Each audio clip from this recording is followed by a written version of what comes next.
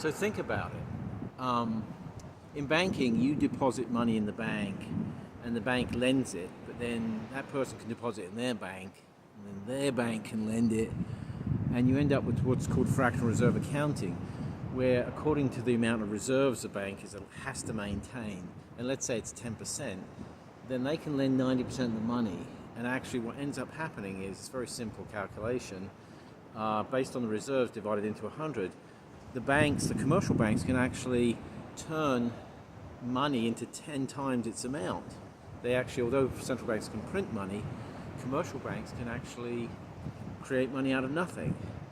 Now in crypto and DeFi, or the enterprise blockchains, if you have no way of tracking, you've transferred assets that you may have lent to somebody, but there's no recording of a payable receivable, you have no sense of the leverage within an institution or within a market. And therefore, that can lead to a potentially volatile situation. In fact, it was an unawareness of extreme leverage that led to the long-term capital management crisis.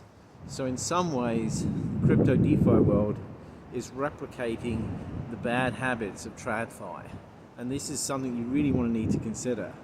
So if you want to understand how L4S's cause Tapestry X correctly records payable receivables and can measure leverage, as well as what's happening in what's called fractional reserve accounting, please feel free to reach out to me. Thank you.